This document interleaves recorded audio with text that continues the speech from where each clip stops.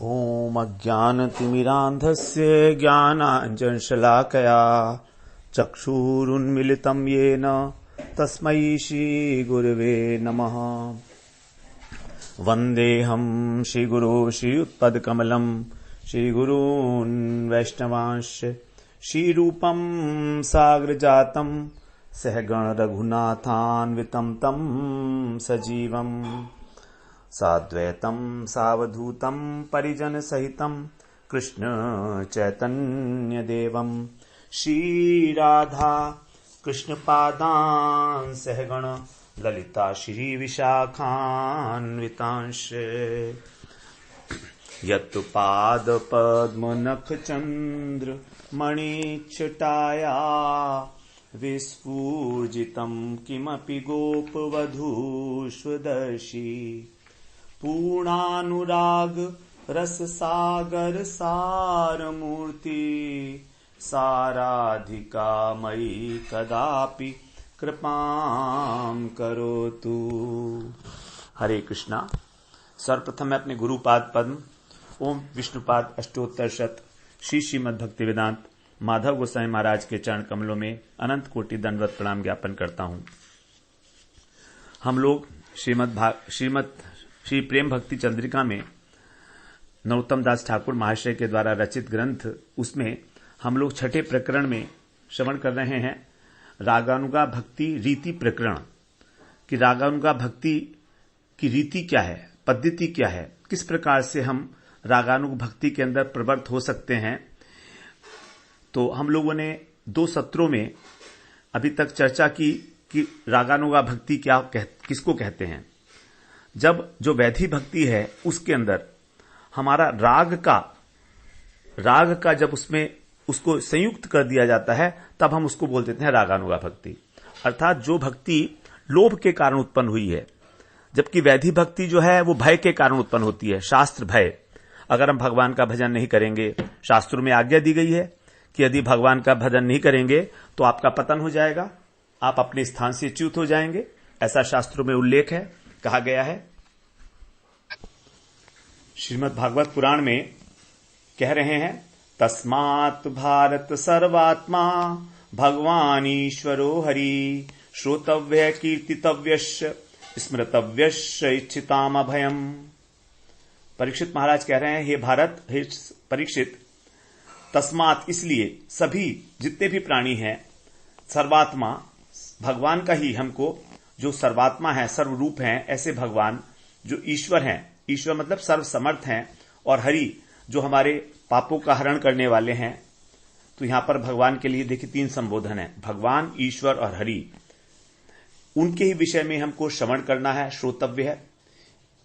भगवान की जो सौंदर्य है, उनका जो माधुर्य है, उनके जो गुण हैं, उनकी जो लीलाएं हैं, उसी के विषय में हम लोग श्रवण करें और उन्हीं की कीर्ति का गान करें, कीर्तन करें और उनका स्मरण करें। स्मृतव्य च इच्छिताम अभयम। यदि हमको अभय की प्राप्ति करनी है, यदि हमको अभय की प्राप्ति करनी है, अर्थात इस भव रोग से दूर होना है जो अशांति का कारण है, तो हमको केवल भगवान का ही श्रवण, कीर्तन और स्मरण करना हमारा एकमात्र कर्तव्य है। और अगर जो भगवान का भजन नहीं करेंगे तो क्या हो रहा है, बता रहे हैं, येषां पुरुषं साक्षात् आत्म प्रभवम ईश्वरम न भजन्ति अवजानन्ति स्थानात् भ्रष्टा पतन्त्यध। जो नव योगेंद्र में चमस ऋषि हैं वो कह रहे हैं महाराज निमि से कि जिन भगवान के मुख से सत्वगुण से ब्राह्मण, बाहु में सत्व और रजो से मिश्रित क्षत्रिय और उरु देश से रज और तम से मिश्रित वैश्य और चरणों से तमोगुण से शूद्र उत्पन्न हुए हैं, उन परम पुरुष भगवान का जो भजन नहीं करते हैं, उनकी अवज्ञा करते हैं, अवजानंती, वे कैसे हैं, ईश्वर द्रोही हैं। इसलिए वे अपने स्थान से अर्थात वर्णाश्रम धर्म से भ्रष्ट होकर अधःपतित हो जाते हैं। तो ये शास्त्रों की आज्ञा है कि हमको इस लोक में, परलोक में अभय के लिए हमको किसी भी प्रकार का हम अमंगल ना हो, उससे रक्षा के लिए हमें भगवान का भजन करना ही चाहिए। यही भक्ति है वैधि भक्ति। और इसी के अंदर जब ये भक्ति जो है हमारी लोभ से उत्पन्न हो जाती है, भगवान की कथाओं में हमको आनंद आने लगता है, रस आने लगता है, तो हम इसको बोलते हैं रागात्मिका भक्ति। और इस रागात्मिका भक्ति के अनुगत्य में जो भक्ति की जाए उसको कहते हैं रागानुगा भक्ति। तो हम लोग इसको बहुत विस्तार से अभी तक 2 सत्रों में श्रवण कराए हैं। तो यहां पर अब 48वीं त्रिपदी में जो ठाकुर महाशय है वो कह रहे हैं, रागेर भजन पथ कहे एबे अभिमत, लोक वेद सार ए वाणी, सखीर अनुगाहया ब्रजे सिद्ध देह पाया, सेई भावे जुड़ाबे पराणी। यहां पर कह रहे हैं कि अब मैं आपसे राग मार्ग के भजन की बात कहता हूं।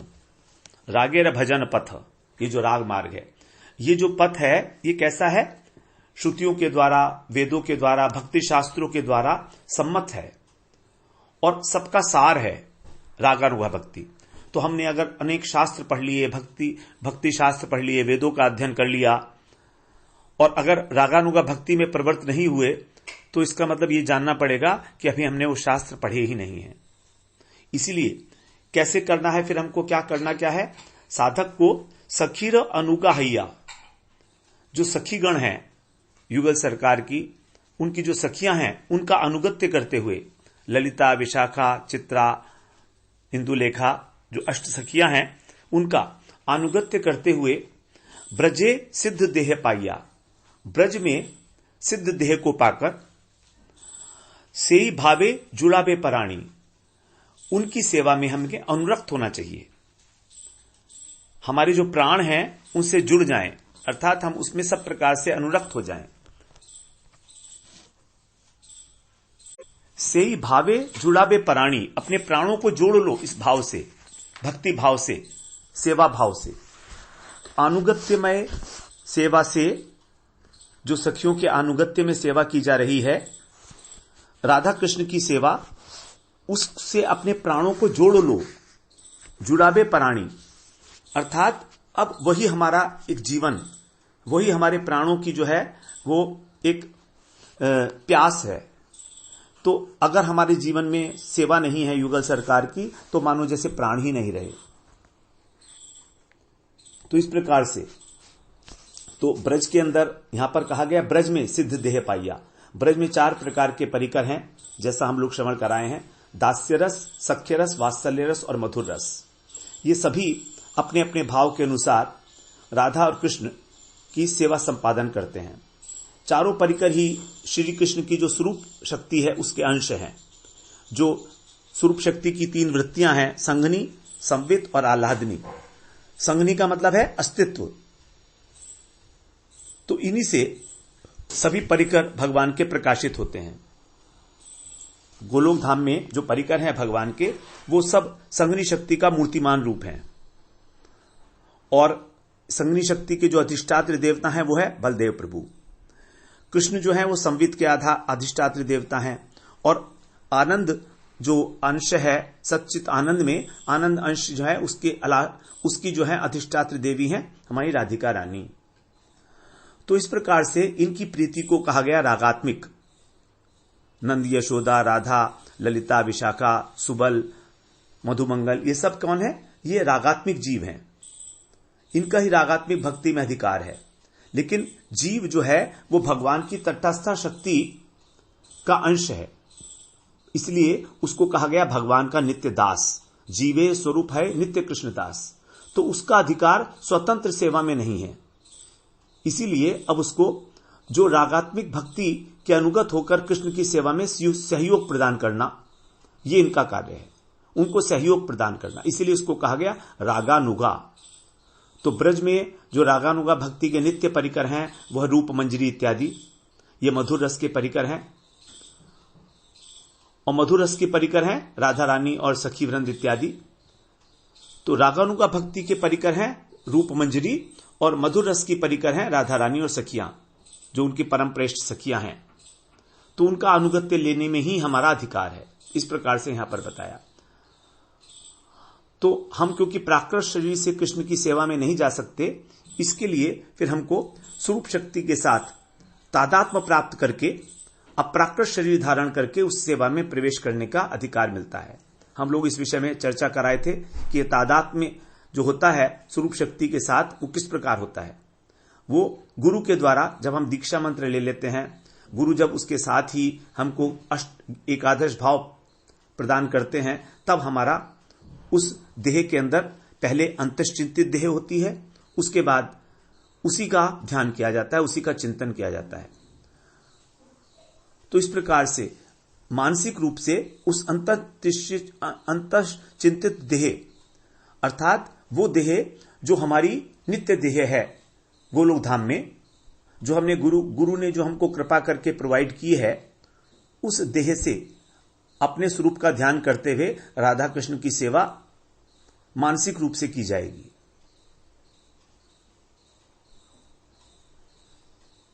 तो इस प्रकार से यहां पर जो ठाकुर महाशय जो मधुर रस की नित्य परिकर हैं सखी वृंद, उनके अनुगत्य में रहकर गुरु के द्वारा जो सिद्ध देह का हमें परिचय दिया गया है, उस देह के द्वारा हम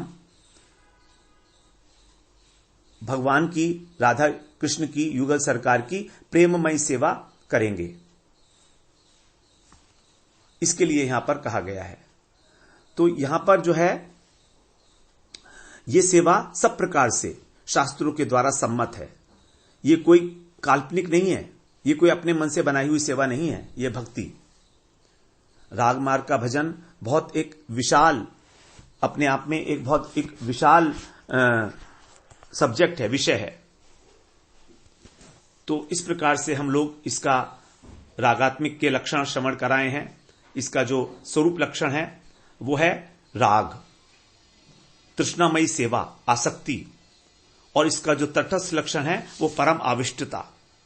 तो जब इस प्रकार से परम आविष्टता हो जाती है तब तन्मयता प्राप्त होती है। तन्मयता मतलब तादात्म्य प्राप्त हो जाता है, और इसी को कहा गया रागात्मिक भक्ति। तो ये जो प्रेरणा है, ये जो प्रेममयी तृष्णा है, ये स्वाभाविक रूप से है। ये किसी की प्रेरणा से नहीं आई है। हम कहें कि किसी कारण से आ गई है तृष्णा हमारे अंदर, ना, केवल लोभ ही एकमात्र कारण है। जैसे जब जल जो है जब तरल होता है तो उसके अंदर, और शीतलता जब हम उसको फ्रिज में रख देते हैं तो जम जाता है बर्फ। अब वो जो बर्फ हो गया तब उसके अंदर किसी प्रकार का तरण जो है वो प्रवेश नहीं कर सकता।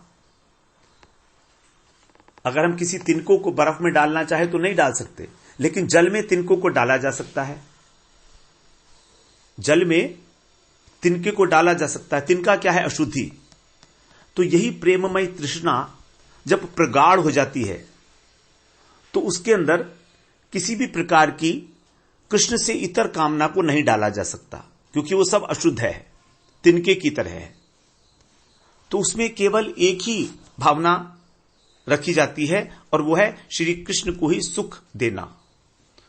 कृष्ण सुख अनुसंधान के बिना के अतिरिक्त ऐसे प्रेमी भक्त के हृदय में, उसके चित्त में लेश मात्र भी कोई कामना उदित नहीं होती, लेश मात्र भी। क्योंकि कृष्ण से इतर, कृष्ण के अतिरिक्त जितनी भी अन्य कामनाएं हैं वो कहीं ना कहीं हमको अपनी इंद्रियों को सुख देने की कामना ही है। हम कैसे अच्छा खाएं, कैसे अच्छा पिएं, कैसे अच्छी तरह से रहें, इसी के अंदर हमारी सामरी कामनाएं घूमती रहती हैं। हमको किस प्रकार अधिक से अधिक आनंद मिले, हमारा कष्ट दूर हो जाए, ये सब कृष्ण से इतर कामनाएं हैं। तो जब जिस प्रकार जल बर्फ बनने के बाद उसमें किसी प्रकार की अशुद्धि नहीं मिलाई जा सकती बर्फ में, जबकि जल है तो उसमें मिलाया जा सकता है अशुद्धि को, उसी प्रकार से ये जो राग है, जो आसक्ति है कृष्ण में, इतनी प्रगाढ़ हो जाती है कि उसमें किसी अन्य कामना का समावेश होना असंभव हो जाता है, हो ही नहीं सकती। इस प्रकार से जितनी भी चेष्टाएं इस अवस्था में हमारे द्वारा की जाएंगी, इंद्रियों के द्वारा, मन के द्वारा, शरीर के द्वारा, वो सब की सब एकमात्र कृष्ण की प्रसन्नता के लिए ही होंगी। जैसे कहा गया है, पूर्ण चिदात्मक कृष्ण जीव अणुचिदात्मक उपाधि रहिता चेष्टा भक्तिम स्वाभाविकी मतः। यहां पर भक्ति की परिभाषा थोड़े से अलग प्रकार से दी गई है। पूर्ण चिदात्मक कृष्ण, कृष्ण तो है पूर्ण सच्चिदानंद घन है स्वरूप। सत अंश, चित अंश और आनंद अंश अपनी अपनी पूर्णता को प्राप्त है। पूर्णमदः पूर्णमिदं पूर्णात् पूर्णमुदच्यते पूर्णस्य पूर्णमादाय पूर्णमेवावशिष्यते। श्रुतियां कह रही हैं कि वो पूर्ण है, सब प्रकार से पूर्ण है। उसमें से पूर्ण निकलता है तो भी वो पूर्ण ही रहता है। तो वहां पर सत, चित और आनंद अपनी परिपूर्णता में विराजमान है। इसको कहा गया पूर्ण चिदात्मक कृष्ण। जीव अणुचिदात्मक, और जीव भी इसी प्रकार का है, जीवात्मा। जीवात्मा किसको कहते हैं? जो स्वयं जीवित रहता है और दूसरों को भी जीवित रखता है, उसको कहते हैं जीवात्मा। जीवति जीवयति स जीवात्मा। तो जीव क्या है? अणुचिदात्मक है तो चिदात्मक, सच्चिदानंद है, लेकिन सत अंश, चित अंश और आनंद अंश अत्यंत अल्प मात्रा में है। अब इस अल्प मात्रा में होने के कारण माया हमारे ऊपर अपना प्रभाव डाल पाती है। जब हम स्वतंत्र रूप से कोई भी चेष्टा करते हैं इस संसार में, तो हम माया के वशीभूत होते हैं। इसीलिए कहा जाता है हमको बद्ध जीव। हमारा एक नाम है जो हमें दिया गया है, वो है बद्ध जीव। बद्ध माने बंधे हुए। हम इस संसार रूपी कारागार में माया के द्वारा बंधे हुए हैं। कारण क्या है? कारण यह है कि हम कृष्ण के प्रति विमुख हो गए हैं। कृष्ण से हमें कृष्ण का ख्याल ही नहीं है कि हमारा कृष्ण का संबंध ही क्या है, हम भूल गए हैं। कृष्ण हमारे अंशी हैं, हम उनके अंश हैं। कृष्ण हमारे पिता हैं, हम उनके पुत्र हैं। इस संबंध को हम भूल गए हैं। हम कृष्ण के नित्य दास हैं, हमेशा से, शाश्वत। ममैवांशो जीव लोके जीव भूत है सनातन हो। ये जो जीव है सनातन है। सदा तनोति इति सदा सनातन, अर्थात लगातार ये विस्तार को प्राप्त हो रहा है और नित्य है, कभी इसका नष्ट नहीं होगा जीवत्व। बस जैसे भगवान है से जीवात्मा तो सदा रहने वाला है, लेकिन हम इस बात को विस्मृत कर बैठे। इसीलिए, और हमारे अंदर जो चिद बल है वो अत्यंत सूक्ष्म मात्रा में है, क्योंकि अंश है। जैसे सूर्य और उसका किरण, तो सूर्य जो है वो प्रकाश का एक पुंज है, अग्नि का पुंज है, और किरण अत्यंत क्षुद्र है। जैसे अग्नि और उसकी चिंगारी, तो चिंगारी एक बहुत छोटा सा अंश है, बुझ जाती है एकदम, लेकिन गुण में अग्नि की भांति ही है। इस प्रकार से अब जब अंश है तो अंशी की सेवा करना परम धर्म हो गया। तो हम जब इस धराधाम पर आते हैं स्वतंत्र भोग करने के लिए संसार का, तब माया हमको दो प्रकार के आवरण दे देती है। इसको बोलते हैं उपाधि। एक स्थूल उपाधि है, एक सूक्ष्म उपाधि है। स्थूल उपाधि है हमारा शरीर, जैसा हम दिख रहा है, हाड़ मांस का बना हुआ। और सूक्ष्म उपाधि है हमारा मन, बुद्धि, अहंकार और चित्त।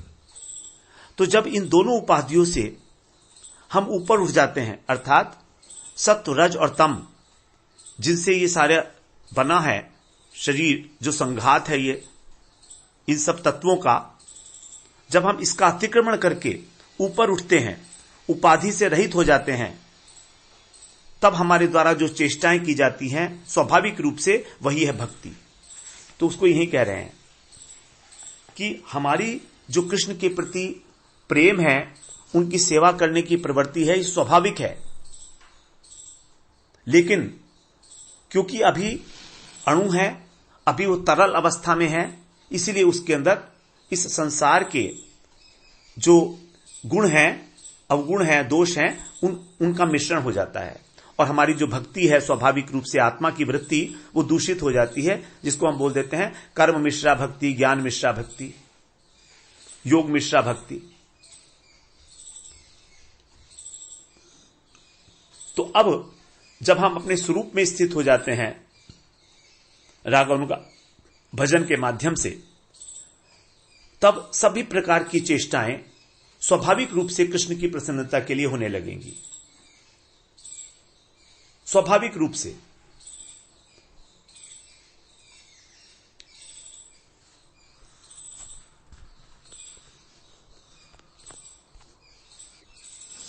इस प्रकार एक रागानुगा भक्त जब ब्रजवासियों के अनुगत्य में भजन करता है तो उनके हृदय के अंदर जो प्रकाश विराजमान है राग का, वही प्रकाश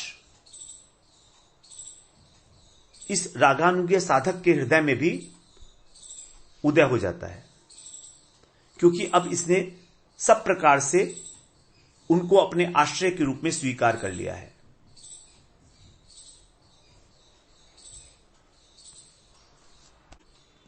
तो यहां पर रागानुगा भक्ति में जो मूल है वो है लोभ और उसके साथ साथ रुचि। अनेक प्रकार के साधक जो पुत्र भाव का कृष्ण में पोषण करते हैं, वे क्या करते हैं कि अपने खाते पीते समय कृष्ण की मूर्ति को साथ बिठा लेते हैं, यहां तक कि उनको अपनी खाट पर अपने साथ सुला लेते हैं। सख्य भाव वाले जो भक्त हैं वो अपना झूठा भी कृष्ण को खिला देते हैं, और कुछ लोग भगवान की मूर्ति को गले में लटकाए फिरते हैं।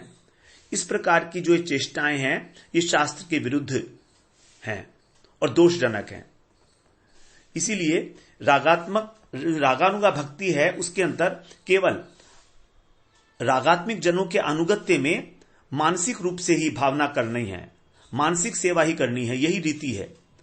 साक्षात सेवा नहीं कर सकते हैं इस प्रकार से। तो जो रागानु भक्ति है वो रुचि प्रधान है, लोभ उसका एक कारण है और रुचि उसमें प्रधानता है। अनेक साधक ऐसा करते हैं, अपने को नंद यशोदा अथवा ललिता विशाखा मान लेते हैं और उन रागात्मिक प्रकरणों से अपने को अभेद मानते हैं कि हम वही हो गए, हम नंद बाबा हो गए, हम यशोदा मैया हो गए, ये हमारा जो है छोटू सा है, ये हमारा कान्हा है। तो ये तो अहम ब्रह्मस्मि की भांति हो गई। तो ये भी भक्ति मार्ग के विरुद्ध है। जो रस तत्व को नहीं जानते हैं, केवल ये उनकी कल्पना मात्र है इस प्रकार से कि हमको भगवान का प्रेम मिल जाएगा। तो इसलिए शास्त्रों रीति से पालन करना ही इस स्टेज में उनके लिए अनिवार्य है। जिनकी रुचि प्रधान स्वाभाविक वृत्ति नहीं है, वो चाहते हैं कि हमारा लोभ उत्पन्न हो जाए, तो उनको तब तक शास्त्रीय विधि के अनुसार ही कृष्ण की सेवा करनी चाहिए। रागानुगा भक्ति का जो प्रेरक है वो है लोभ और रुचि। शास्त्र विधि की उपेक्षा करना है नहीं है। हम लोग कई बार रागानुगा भक्ति में शास्त्र विधि की उपेक्षा करना ही जो है सबसे बड़ी बात मान लेते हैं कि यही रागानुगा भक्ति है, और ऐसा करते भी हैं वो लोग। जैसे किसी वस्तु में रुचि या लोभ होने से उसकी प्राप्ति नहीं होती है। मान ले हम जब रसगुल्ले के गुण सुने तो हमें लोभ उत्पन्न हो गया, तो केवल लोभ उत्पन्न होने से रसगुल्ला हमारे मुंह में नहीं आएगा। लोभ उत्पन्न होने पर फिर हमें जानना पड़ेगा कि वो रसगुल्ला कहां बनता है, कहां मिलता है, उसके लिए क्या सामग्री की आवश्यकता है, उसको कैसे बनाया जाए, फिर उसके लिए चेष्टा की जाएगी, तब उसकी प्राप्ति होगी। इसी प्रकार से रागानुगा भक्ति में भी लोभ उत्पन्न होने पर भी, अनुगत्य करने पर भी हमको उनके अनुगत्य में उनके द्वारा जो मार्ग दिखाया गया है उसका आचरण करना ही आवश्यक है। और ये मार्ग हमको दिखाते हैं हमारे गुरुदेव। तो केवल विधि की और शास्त्रों की उपेक्षा कर देने से रागानुगा भक्ति मिल जाएगी, ऐसा कभी संभव नहीं हुआ। ऐसा कभी संभव नहीं हुआ। तो इस प्रकार जब वैधि भक्ति करते करते ही हमारी निष्ठा उत्पन्न हो जाती है, तो रुचि के स्तर पर राग जो है वो रागानुगा भक्ति जो है हृदय में आ जाती है। इस प्रकार से हमें कभी भी शास्त्र विधि का उल्लंघन नहीं करना चाहिए। जैसे कि जो मार्ग हमको बुद्ध देव ने बताया, दत्तात्रेय, ऋषभ इत्यादि जो हैं उन्होंने अवधूत मार्ग का, उसका हमें अनुसरण नहीं करना है।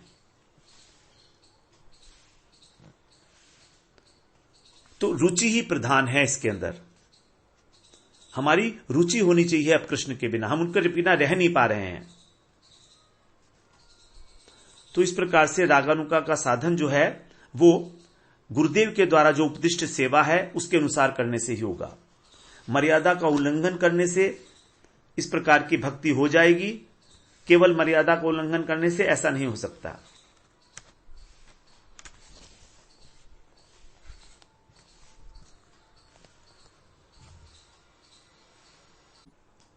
तो इस प्रकार सामान्य भक्त के लिए, सामान्य साधक जो हैं उनके लिए, जब वैधि भक्ति करते करते अपने इष्ट में हमारा दास्य भाव किसी भी प्रकार से उदय हो जाए, किसी भी भाव से, चाहे दास्य भाव से, चाहे सख्य भाव से, चाहे वात्सल्य भाव से, चाहे मधुर भाव से, तो जब दास्य भाव उदय हो जाए, जब तक ना हो तब तक हमको कर्तव्य और अकर्तव्य का त्याग ध्यान रखते हुए ही भजन करना चाहिए विधि निषेध के अनुसार।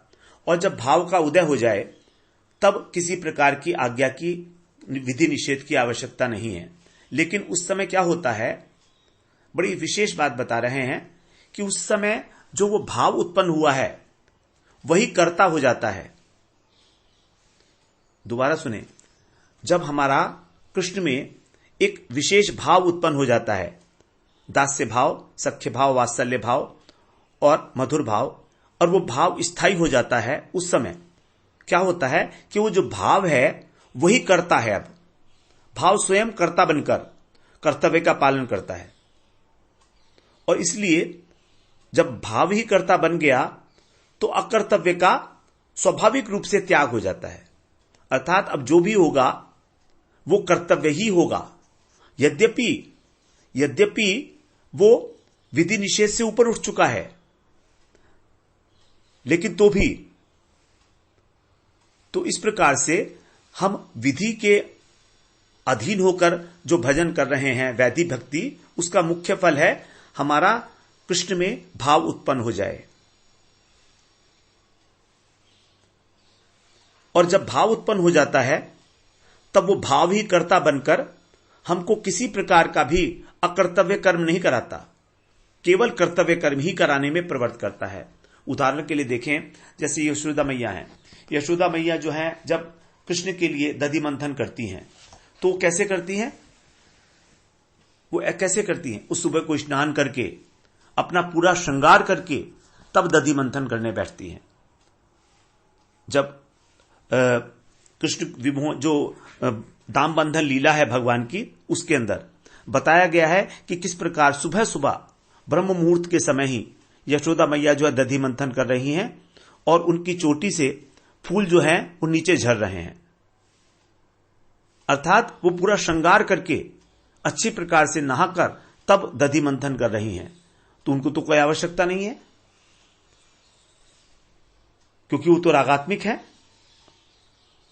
वो तो कृष्ण से वात्सल्य की पराकाष्ठा तो यशोदा जी में ही हुई है, तो उनको क्या आवश्यकता नहीं है नहाने की। लेकिन यहां पर देखिए कि स्वयं भाव ही कर्ता बनकर और उनसे जो अभीष्ट कर्तव्य है शास्त्रों के अनुसार वो कार्य करा रहा है। अकर्तव्य में उनको प्रवृत्ति नहीं करेगा वो किसी भी प्रकार से।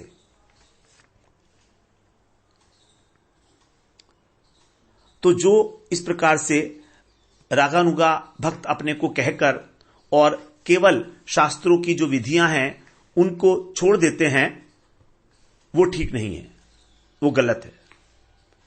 अगर हम जो हैं दूषित अवस्था में ही और भगवान को भोग लगाने लगे और कहें कि भैया हम तो भगवान के हैं, तो ये ठीक नहीं है। ये हमारा पतन करा सकता है। इसीलिए तो उनकी सारी की सारी जितनी भी चेष्टाएं हैं, कायिक, वाचिक, मानसिक, सभी चेष्टाएं स्वाभाविक रूप से शास्त्रों के अनुसार होने लगती हैं, क्योंकि अब यहां पर कर्ता स्वतंत्र नहीं है, यहां पर भाव ही कर्ता बन के कर्म करा रहा है। और जब भाव ही कर्म करा रहा है तो कृष्ण की प्रसन्नता के लिए ही कर्म करा रहा है। इस प्रकार से जब वो रागात्मिक जन के हृदय के अंदर जो राग रूपी चंद्रमा है उदय होता है, इतना अनुराग है उनके हृदय के अंदर कि चंद्रमा की तरह से जब उनके हृदय में प्रकाश फैल जाता है तो उस प्रकाश की जो आभास है उससे कुछ किरणें छिटकती हैं और इस प्रकार से उन छिटकने से ही जो उसके पास में जो उनका अनुगत्य कर रहा है रागानुग भक्त, उसके जो शुद्ध हृदय है जिसका स्फटिक मणि की तरह, उसके अंदर वो जो भावमयी प्रेममयी किरणों का सागर उद्वेलित हो रहा है, उसका कुछ छींटे, उसकी कुछ आभास इस स्फटिक रूप मणि के अंदर भी उद्भासित हो जाती हैं। और फिर साधु शास्त्र गुरु के मुख से रागात्मिक भक्ति की परिपाटी जानकर वो उसकी भगवान के अंदर सेवा के अंदर रुचि अधिक से अधिक रूप तक बढ़ती रहती है। अर्थात जो भक्त का हृदय है वो स्फटिक मणि की तरह स्वच्छ होना चाहिए, तभी उसके अंदर वो वाला भाव संचरित होगा। क्योंकि स्फटिक मणि को जब किसी भी प्रकाशवान मणि के पास रखा जाता है तो मणि का जो प्रकाश है, जो उसका वर्ण है, वही वर्ण जो है स्फटिक मणि में आ जाता है। ये तभी होता है जब वो स्वच्छ है। अर्थात काम क्रोध लोभ मोह मद मत्सर, ये जो भाव हैं इनके द्वारा जो दूषित नहीं है, ऐसा। तो जब वो श्री गुरुमुख से नित्य सिद्ध रागात्मिक भक्तों की प्रेममयी चेष्टाएं सुनता है, तब उसका हृदय जो है उद्वेलित हो जाता है। जैसे चंद्रमा की किरणों की छटा से स्फटिक मणि जगमगाती है, उसको बड़ा आनंद मिलता है, प्रगाढ़ आनंद मिलता है। उसको लगता है काश मैं भी भगवान की ऐसी सेवा करता। इतना हृदय भर जाता है कि आंखों से अश्रु प्रवाह होने लगता है। ऐसी स्थिति में हम कह सकते हैं कि उस साधक के हृदय में अब भगवान की सेवा करने के लिए रुचि जागृत हो गई है। रुचि जागृत हो गई है। अब इस रुचि से वो प्रेरित होता है और इस रुचि के द्वारा प्रेरित होकर जब वो अपनी भावना में अपने भाव के अनुसार भगवान की सेवा करता है, उसको कहेंगे हम रागानुगा भक्ति। ब्रज लोकेर भावे जई करे भजन, सेई जन पाए ब्रजे ब्रजेंद्र नंदन। जो ब्रज लोक के भाव से भगवान का भजन कर रहे हैं, उन्हीं को ब्रजेंद्र नंदन की प्राप्ति होती है। श्रुति सब गोपी गणेर अनुगत होइया, ब्रजेश्वरी सुत भजे गोपी भाव लैया। जो श्रुतियां हैं वे सभी गोपियों के अनुगत होकर और कृष्ण का भजन करती हैं। इस प्रकार से उन्होंने गोपी भाव को प्राप्त किया। जो श्रुतियां हैं, वेदों की ऋचाएं हैं, उनके अंदर भी ये लोभ उत्पन्न हुआ कि हम कृष्ण की सेवा करें। तब वो क्या हुआ, उन्होंने गोपियों का अनुगत्य किया, जो नित्य सिद्धा गोपियां हैं, ललिता विशाखा इत्यादि। तब उन्होंने कृष्ण के प्रति गोपी भाव को प्राप्त किया। गोपी अनुगति बिना ऐश्वर्य ज्ञाने, भजिलो नहीं पाए ब्रजेंद्र नंदने। यदि हम गोपियों का अनुगत्य नहीं करते हैं तो केवल ऐश्वर्य ज्ञान से भगवान का भजन करते हैं, तब हमें ब्रजेंद्र नंदन श्याम सुंदर की प्राप्ति नहीं होगी। हां, द्वारकाधीश की प्राप्ति हो जाएगी, क्योंकि द्वारकाधीश में ऐश्वर्य है भगवान का। मथुरापति की जो है मथुरेश की प्राप्ति हो जाएगी। लेकिन कृष्ण मथुरा में, द्वारका में पूर्ण है, मथुरा में पूर्णतर और ब्रज में पूर्णतम है। ताहते दृष्टांत लक्ष्मी करीला भजन, तथापि न पाइलो ब्रजे ब्रजेंद्र नंदन। इसका दृष्टांत देते हुए कह रहे हैं कि लक्ष्मी जी आज भी बेलवन में तपस्या कर रही हैं, कृष्ण की उपासना कर रही हैं। उनको अभिमान है कि वो ब्राह्मणी हैं, वो पतिव्रता हैं, और वो राधा जी का अनुगत्य करने के लिए तैयार नहीं है। वो गोप के गर्भ से जन्म लेकर और किसी गोप स्त्री से जन्म लेकर कन्या के रूप में और किसी गोप से वो विवाह नहीं करेंगी, इसलिए वो आज तक भजन कर रही हैं। तथापि ना पाइलो ब्रजे ब्रजेंद्र नंदन, ब्रज में रहकर भी उनने ब्रजेंद्र नंदन को प्राप्त नहीं किया। मीराबाई तो इसका साक्षात उदाहरण है। मीराबाई ने ब्रज में रही, यहां पर भजन किया, लेकिन उनको कृष्ण ब्रजेंद्र नंदन की प्राप्ति नहीं हुई, द्वारकाधीश की प्राप्ति हुई। उसी प्रकार का उनका भजन था। भगवान ने कहा है तुम जिस भाव से मुझे भजोगे मुझे प्राप्त करोगे। तो हमारा भाव ही इंपॉर्टेंट है, केवल भाव और कुछ नहीं। अगर हमारा दास्य भाव है तो हम रक्तक पक्तक पत्रक जो रागात्मिक जन हैं, दास हैं नंद बाबा के, उनके अनुगत्य में भजन करेंगे। जो सख्य भाव है सुबल, श्रीदाम, मधमंगल, इन सब के अनुगत्य में, वात्सल्य भाव वाले नंद यशोदा के अनुगत्य में, और मधुर भाव वाले ललिता, राधा इत्यादि के अनुगत्य में संपन्न करेंगे।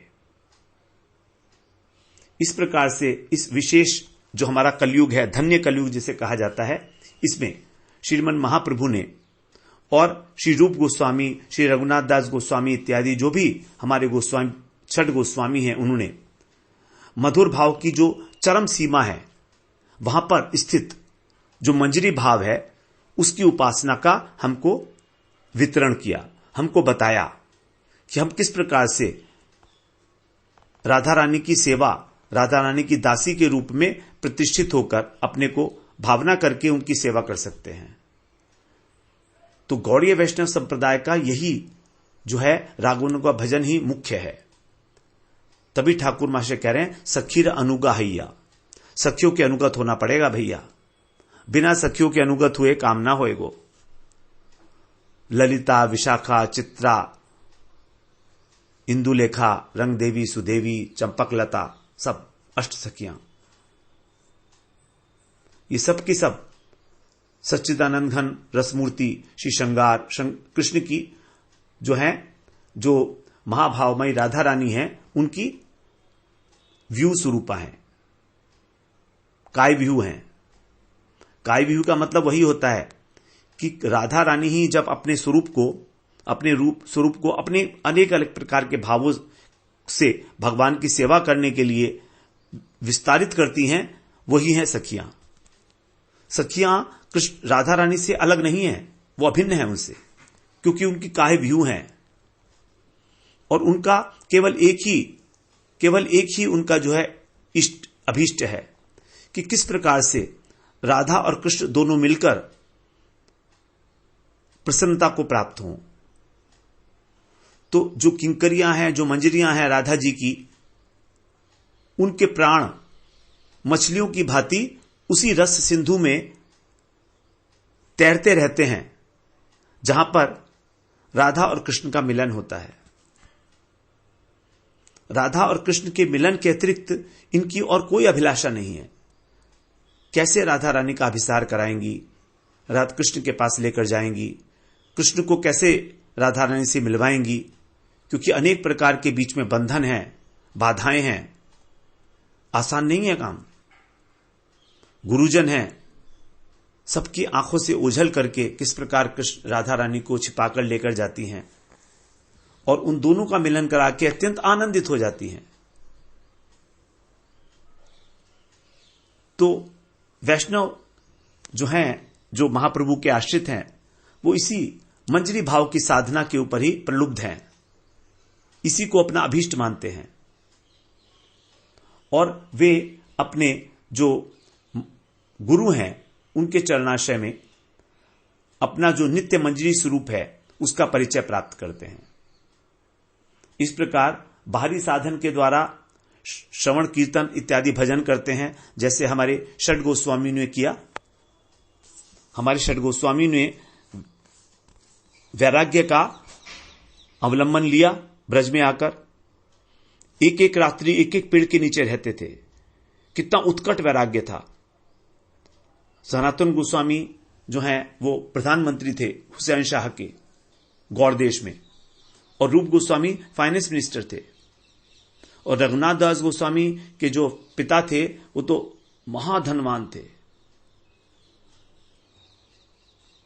12 लाख अशरफियां उन दिनों उनकी वार्षिक आय थी, 12 लाख अशरफियां सोने की। तो इस प्रकार हम सोच सकते हैं, लेकिन उन्होंने किस प्रकार से साधक के रूप में ब्रज में आकर भजन किया, उनका अनुगत्य करना ही रागानुग साधकों का लक्ष्य है। बाहरी रूप में ये बाह्य साधन और अंतर साधन अंतःचिंतित देह के द्वारा राधा कृष्ण की लीलाओं का निरंतर चिंतन करना। किस प्रकार से हमारे षड गोस्वामी बाह्य भजन करते थे उसकी जो एक झांकी है वो षड गोस्वामी अष्टक में श्रीनिवासाचार्य के द्वारा बताई गई है। कहते हैं, त्यक्त्वा तूर्णमशेष मंडलपति श्रेणीं सदा तुच्छवत् भूत्वा दीन गणेशकौ करुणया कौपीन कंथाश्रितौ गोपी भाव रसामृताब्धि लहरी कल्लोलमग्नौ मुहुर् वंदे रूप सनातनौ रघुयुगौ श्रीजीव गोपालकौ त्यक्त्वा तूर्णम अशेष मंडलपति।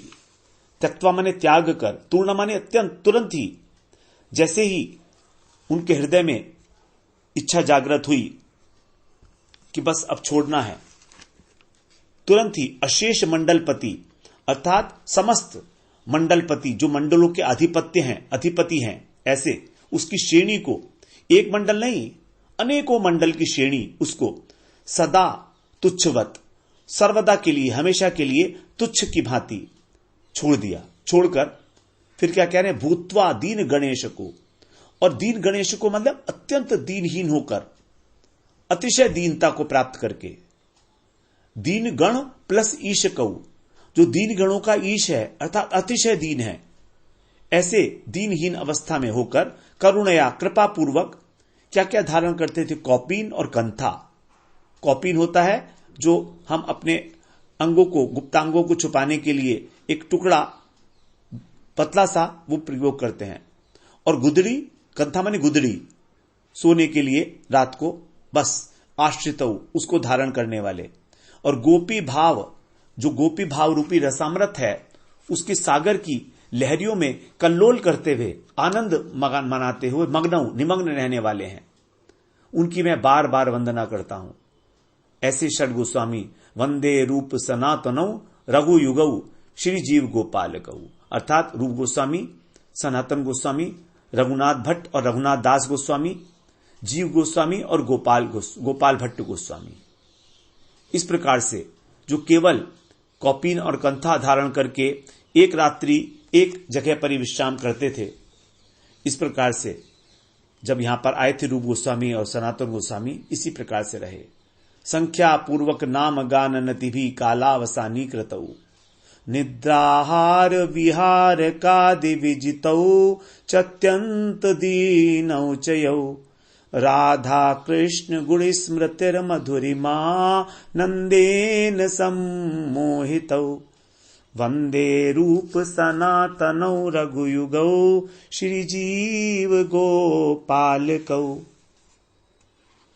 संख्या पूर्वक नाम गान नति भी, देखिए बड़ी इंपॉर्टेंट बात, हमको जो भगवान का नाम लेना है, मालाओं का राउंड करना है, गुरु जी से दीक्षा लेने के बाद वो करना है संख्या पूर्वक।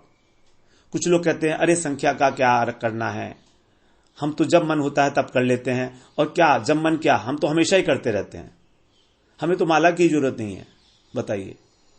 और हमारे जो षड गोस्वामी हैं जो नित्य परिकर हैं भगवान के, गोलोक धाम में सेवा करती हैं रूप मंजरी और लवंग मंजरी के रूप में, वो कर रहे हैं संख्या पूर्वक, गिनते हैं एक एक राउंड, 1 2 3 4 इस प्रकार से 1 लाख 2 लाख 3 लाख मालाएं करते हैं संख्या पूर्वक, क्योंकि संख्या से ही हमारी जो है निष्ठा का पता लगता है।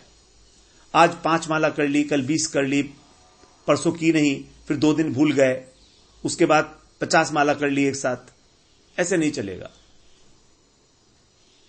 स्कूल में भी नहीं चलता ऐसे, तो स्कूल में भी प्रतिदिन स्कूल अटेंड करना पड़ता है, चाहे मैं सब कुछ आता हो तो भी बिना उसके हमको एग्जाम में बैठने ही नहीं दिया जाएगा। लेकिन भजन मार्ग में हम जो है संख्या का ध्यान नहीं रखना चाहते। संख्या पूर्वक नाम गान अनति भी, मालूम नहीं हमको हमारा मन कितना जो है चंचल है, कितना दुष्ट है, हमारा कैसे बेवकूफ बना रहा है। और नति भी अर्थात नाम गान करते थे। नाम जप जो है कैसे करते थे? संख्या पूर्वक। और नति भी माने प्रणाम, दंडवत प्रणाम करते थे। इस प्रकार से उन्होंने अपना काल, अपना समय जो है व्यतीत किया। और निद्रा, आहार इत्यादि को जीतने वाले, निद्रा तो नाम मात्र की ही लेते थे। रघुनाथ दास गोस्वामी तो कहते हैं कि 22 घंटे, 24 घंटों में से 22 घंटे, 22.5 घंटे जागते थे। और विजित उसको उन्होंने जीत लिया था। और जो अत्यंत दीन है और राधा कृष्ण के गुणों का निरंतर स्मरण करने से उसकी मधुरिमा का आनंद प्राप्त करके मुग्ध रहते हैं। राधा कृष्ण गुण स्मृते मधुरिमा आनंदेन सम्मोहित।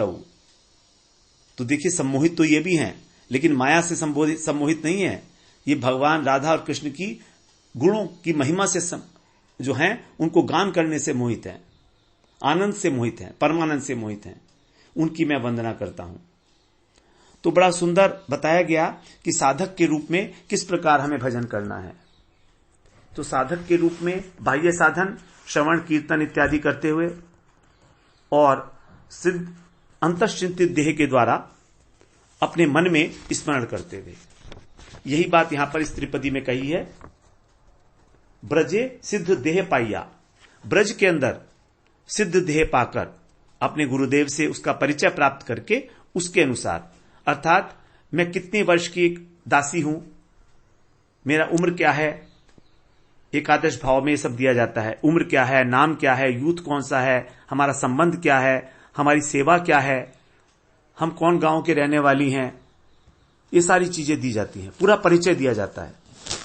तो उस एकादश भाव को प्राप्त करके और तब जब हम सेवा करते हैं ब्रज के अंदर, ब्रजे सिद्ध देह पाइया सेई भावे जुराबे पराणी, अपने प्राणों को उससे जोड़ दिया। राधा माधव की जो अष्टकालीन चिंता है उसकी धारा निरंतर प्रवाह की तरह चलती रहे और उसी में हमारे प्राण जो हैं पूरे के पूरे पड़े रहें। तो प्राण हमारे शीतल होते हैं कब? जब हम इस प्रकार से राधा कृष्ण का स्मरण करते हैं, उनकी लीलाओं का स्मरण करते हैं, अपने को पूरा का पूरा उसमें उड़ेल कर, कुछ भी बाकी नहीं रखा शेष, जो कुछ भी था सब उसमें उड़ेल दिया। किसी प्रकार का कोई अभिमान नहीं, लेश मात्र भी अभिमान नहीं। मैं करता हूं ये तो कभी सोचा ही नहीं, ये तो गुरुजी जो करा रहे हैं वो हो रहा है, गुरुजी की कृपा है।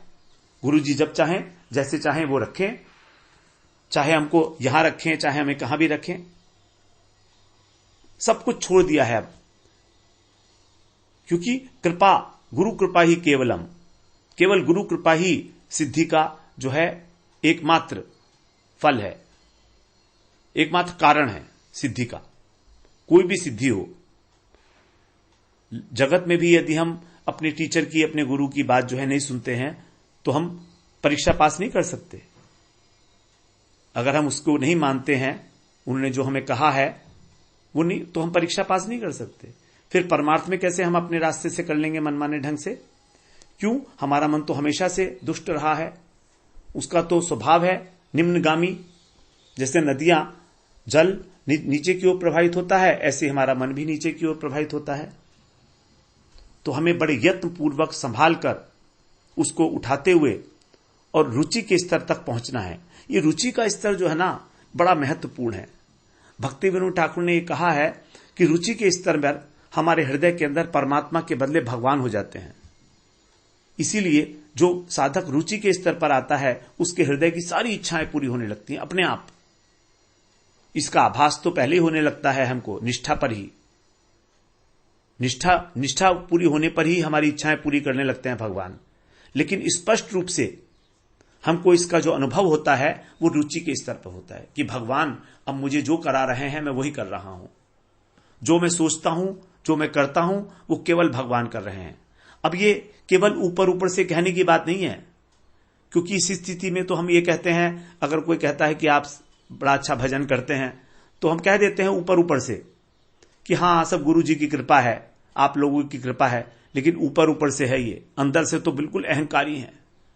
अंदर से तो सोचते हैं कि हाँ देखो मैंने कितनी माला कर ली आज, देखो मैंने कितनी देर कीर्तन किया, 4 घंटे में कीर्तन किया, 5 घंटे मैंने सेवा की, 2 घंटे मैंने स्मरण किया, 5 गोवर्धन की मैंने परिक्रमा करी 6 घंटे में, 4 घंटे में वृंदावन की परिक्रमा करी। ये सब करने का भाव अंदर अंदर तो ये है, लेकिन ऊपर से कह देते हैं सब गुरु जी की कृपा हो रही है। हम क्या है, हम कौन कर रहे हैं? क्योंकि ये रटा रटाया है। अभी जब तक रुचि नहीं हुई है तब तक ये सब रटा रटाया माल है, ये काम नहीं करेगा, ये काम नहीं करेगा। वो तो रुचि के स्तर पर धीरे धीरे एहसास होने लगता है कि मैं केवल एक कठपुतली मात्र हूं। ईश्वर है सर्वभूतानां हृदय अर्जुन तिष्ठति भ्राम्यन सर्वभूतानि यंत्रारूढ़ानि मायया। इस बात का अनुभव होता है रुचि के स्तर पर। वहां पर भक्त के हृदय में जो भी इच्छा होती है वो पूरी होने लगती है, चाहे वो कैसी इच्छा हो। उस स्तर के ऊपर जब भक्त ये सोचता है कि मेरे बहुत बड़ा एक जगह बने जहां पर बहुत सारे भक्त आकर भजन करें, मठ बने इस प्रकार से, तो देखिए भगवान किस प्रकार से सारा इंतजाम कर देते हैं, सब सुविधाएं उपलब्ध करा देते हैं।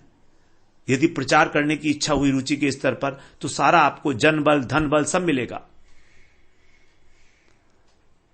जब भक्ति सिद्धांत सरस्वती ठाकुर प्रभुपाद उनको जब इस प्रकार कहा गया, प्रेरणा हुई कि उन्हें प्रचार करना है, तो महाप्रभु से कहते हैं प्रचार कैसे करूंगा मैं, मेरे पास तो ना धन बल है, ना जन बल है, ना कुछ है। उन्होंने 100 करोड़ जो है मंत्रों का जाप किया, 100 करोड़ महामंत्र। उसके बाद फिर वो प्रचार में उतरे हैं।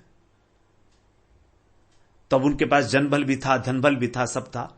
यद्यपि ये सारी एक जो लीला है उनकी, क्योंकि वो तो स्वरूपतः सिद्ध हैं, गोलोक धाम से ही आए हैं, लेकिन फिर भी जो साधन अवस्था में हमको दिखा रहे हैं हमारे लिए, हमें शिक्षा देने के लिए, वो तो यही है ना कि वो स्वयं साधना कर रहे हैं और प्रार्थना कर रहे हैं कि मुझको जन बल धन बल चाहिए, तभी ऐसा होगा। और देखिए किस प्रकार से पूरे देश से जो भी बहुत इंटेलिजेंट थे, बच्चे थे, युवा थे, सब उनके पास आए हैं और उनसे शिक्षा ग्रहण करके पूरे विश्व के अंदर उन्होंने जो है प्रचार किया हरे कृष्णा मूवमेंट का। तो हम ये देखते हैं कि रुचि के स्तर पर भगवान ही सारे काम करने लगते हैं, फिर कर्तापन भोक्तापन नहीं रहता। उसके पहले ये सब कुछ हमको जो है जबरदस्ती अपने विवेक पूर्वक कम करना पड़ता है, शिथिलता रहती है, स्वाभाविकता नहीं है। इस रुचि के बाद भी आसक्ति, और आसक्ति प्रगाढ़ होकर भाव बन जाती है। बस जैसे ही भाव की प्राप्ति होती है वहीं से हमारी साधना वास्तविक रूप से आरंभ हो जाती है। उसके बाद फिर उसको बाह्य अनुभूति नहीं रहती है, कभी वो बाह्य अवस्था में होता है, कभी अंतर अवस्था में, कभी अंतर्बाह्य अवस्था में। इस प्रकार से इस सागर के अंदर डूबता उतराता रहता है भक्त और भगवान की सेवा करता है, कभी बाह्य शरीर देह के द्वारा, इंद्रियों के द्वारा, और कभी मन के द्वारा। तात्पर्य यह है कि 24 घंटे उसको सेवा में नियुक्त रहना है, और यही सेवा ही उसको धन्य करती है, कृतार्थ करती है। इस प्रकार से ही उसके प्राणों को शीतलता मिलती है, वरना तो उसके प्राण तपते हैं। अगर किसी कारणवश वो उस दिन भजन नहीं कर पाए, अपना नियम पूरा नहीं कर पाए, तो उसके प्राण तड़प जाते हैं, जल जाता है। तो युगल सेवा प्राप्त जो करना चाहता है, कृष्ण प्रेम प्राप्त करना चाहता है, उसके लिए इसी भाव से युक्त होकर, राधा दासी, राधा किंकरी के भाव से युक्त होकर ही सेवा करनी चाहिए, जो गुरु के द्वारा उपदिष्ट मार्ग है। इस प्रकार से हम लोग आज 48वीं त्रिपदी पूरे किए हैं। अगले सत्र में फिर जो सखियां हैं उनके नाम बताए जाएंगे। सबके 8 परम श्रेष्ठ सखियां हैं राधा रानी की। तो सखियां कितने प्रकार की हैं, पर परम श्रेष्ठ सखियों के क्या क्या नाम हैं, उनके क्या क्या स्वभाव है, उनकी क्या क्या सेवा है, ये सारी चीजें हम लोग जो हैं आगे विस्तार से श्रवण करेंगे। 49 और 50 ये दोनों त्रिपदी एक साथ ही पढ़ी जाएंगी। इस प्रकार से वांछा कल्पतरुभ्यश्च कृपा सिंधुभ्य एव च पतितानां पावनेभ्यो वैष्णवेभ्यो नमो नमः।